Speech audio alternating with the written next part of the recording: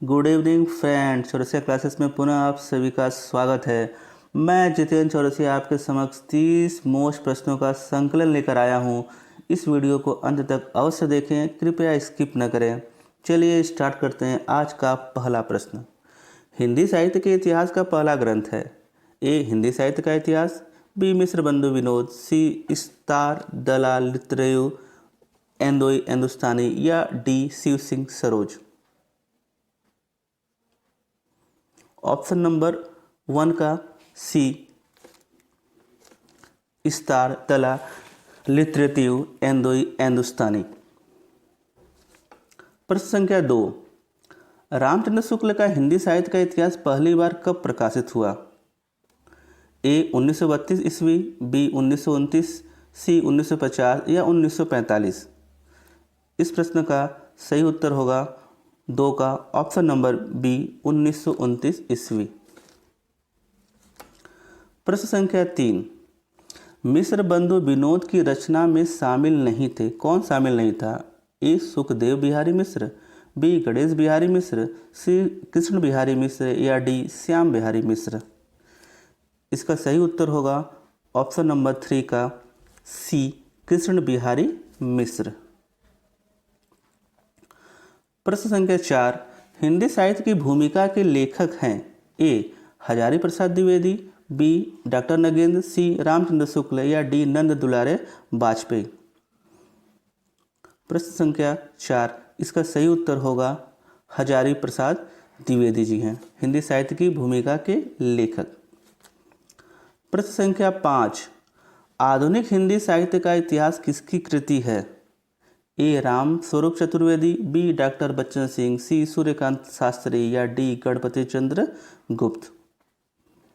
प्रश्न संख्या 5, इसका सही उत्तर है option number B, doctor Bachchan Singh. प्रश्न संख्या 6, डॉक्टर गणपति चंद्र गुप्त ने हिंदी साहित्य का इतिहास किस शीर्षक से लिखा? ए. हिंदी साहित्य का आलोचनात्मक इतिहास, बी. हिंदी साहित्य युग और प्रवृत्तियों, सी. हिंदी साहित्य का वृहत इतिहास, या डी. हिंदी साहित्य का वैज्ञानिक इतिहास।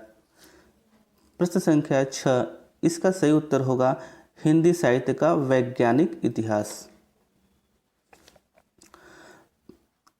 प्रश्न संख्या 7, हिंदी साहित्य का इतिहास दर्शन किस विद्वान की कृति है? A. Doctor Nagendra, B. Doctor Bachchan Singh, C. Nalin Vilochan Sharma, या डी. हजारी प्रसाद द्विवेदी। प्रश्न संख्या 7, इसका सही उत्तर है नलिन विलोचन शर्मा। प्रश्न संख्या 8, हिंदी साहित्य का वृहत इतिहास कितने खंडों में प्रकाशित हुआ है? ए. 16, बी. 18, सी. 10, या डी. 12। प्रश्न संख्या 8, इसका सही उत्तर होगा 8 का प्रश्न संख्या बी, 18 खंडों में। प्रश्न संख्या 9, हिंदी साहित्य इतिहास के पहले लेखक हैं। George Grierson, B. Ramchandra Shukla, C. Garcin de Tassy, या डी. डॉक्टर नगेंद्र। प्रश्न संख्या 9, इसका सही उत्तर होगा गारसा दत्तासी। प्रश्न संख्या 10, रीति काव्य की भूमिका के लेखक हैं। Doctor Nagendra, B. शांति प्रिय द्विवेदी, सी. हजारी प्रसाद द्विवेदी, या डी. राम स्वरूप चतुर्वेदी। प्रश्न संख्या 10, इसका सही उत्तर होगा 10 का option number A, doctor Nagendra. इसी क्रम में देखते हैं प्रश्न संख्या 11, आदिकाल को रामचंद्र शुक्ल जी ने क्या नाम दिया? ए. वीरगाथा काल, बी. प्रारंभिक काल, सी. बीजवपन काल, या डी. आरंभिक काल। इसका सही उत्तर होगा 11 का ऑप्शन नंबर ए, वीरगाथा काल।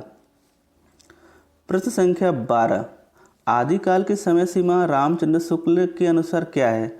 ए. 900 विक्रम संवत से 1300, 1050 से 1375, ऑप्शन नंबर सी 1000 से 1350, या डी. इनमें से कोई नहीं।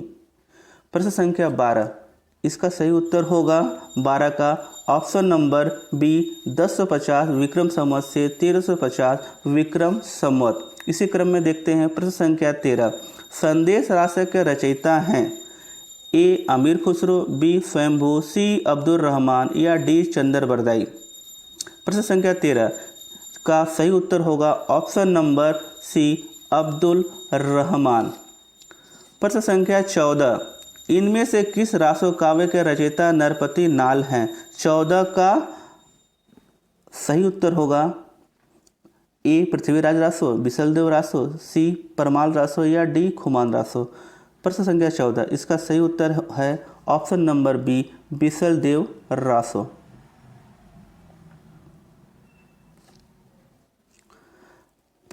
प्रश्न संख्या 15 पृथ्वीराज रासो के रचयिता हैं। A Jagnik, B Chandravardai, C Prithviraj या डी जयानत। प्रश्न संख्या 15 इसका सही उत्तर होगा option number B Chand Bardai.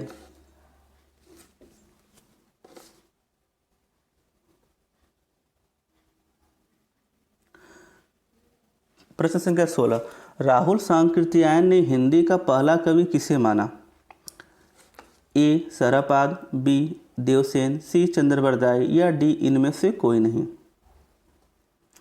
प्रश्न संख्या 16 का सही उत्तर होगा ऑप्शन नंबर ए सरहपाद। प्रश्न संख्या 17 हिंदी की पहली रचना राहुल सांकृत्यायन के अनुसार है। ए पृथ्वीराज रासो, बी श्रावकाचार्य, सी पौमचरु या डी परमाल रासो। इसका सही उत्तर होगा ऑप्शन नंबर 17 का option number B Shravakacharya. Rahul Sankrityayan के अनुसार हिंदी की पहली रचना श्रावकाचार्य। प्रश्न संख्या 18 आदिकाल में रचित महाकाव्य कौन सा है। ए पौमचर्यु, बी पृथ्वीराज रासो, सी परमाल रासो या डी कृतिलता। प्रश्न संख्या 18 का सही उत्तर होगा पृथ्वीराज रासो। प्रश्न संख्या 19 इनमें से कौन सा कवि आदिकाल का नहीं है। ए जगनिक, बी चंद्रवरदाई, सी अमीर खुसरो या डी नाभा दास। प्रश्न संख्या 19 इसका सही उत्तर होगा ऑप्शन नंबर डी नाभा दास। प्रश्न संख्या 20 आलाखंड किस रचना का दूसरा नाम है। ए परमाल रासो, बी बिसलदेव रासो, सी पृथ्वीराज रासो या डी खुमान रासो।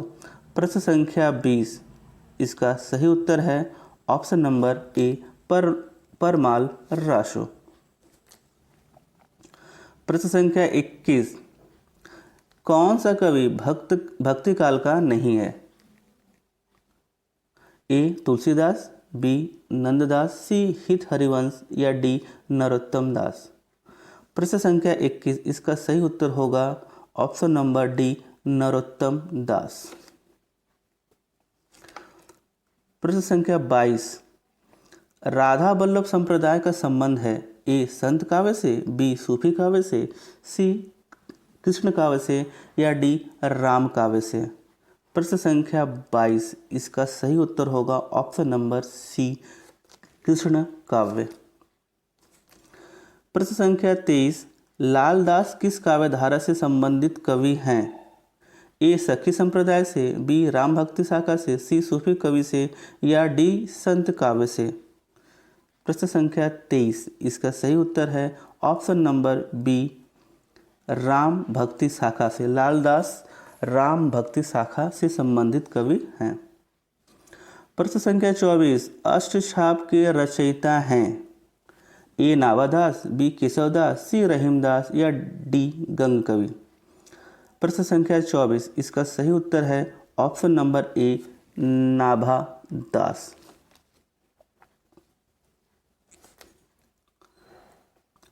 प्रश्न संख्या 25 रामचरितमानस किस भाषा में लिखा गया है।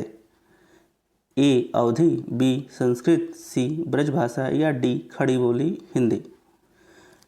प्रश्न संख्या 25 इसका सही उत्तर है रामचरितमानस अवधी भाषा में लिखा गया है। प्रश्न संख्या 26 विनय पत्रिका की काव्य शैली है कौन सी। ए मुक्तक शैली है, बी प्रबंध शैली, सी प्रबंधात्मक मुक्तक शैली या डी चंपू काव्य। प्रश्न संख्या 26 इसका सही उत्तर है मुक्तक शैली। विनय पत्रिका की काव्य शैली मुक्तक शैली है। प्रश्न संख्या 27, कौन सा ग्रंथ सूरदास का नहीं है? ए सूरसागर, बी कृष्ण गीतावली, सी साहित्य लहरी या डी सुरसारावली। प्रश्न संख्या 27, इसका सही उत्तर है option number D Krishna Gitavali. प्रश्न संख्या 28, सखी संप्रदाय के प्रवर्तक थे? ए ध्रुवदास, बी हित वृंदावनदास, सी स्वामी हरिदास या डी चैतन्य महाप्रभु। प्रश्न संख्या 28, इसका सही उत्तर होगा ऑप्शन नंबर सी स्वामी हरिदास। 29 प्रश्न संख्या, इनमें से अष्टछाप का कवि कौन नहीं है?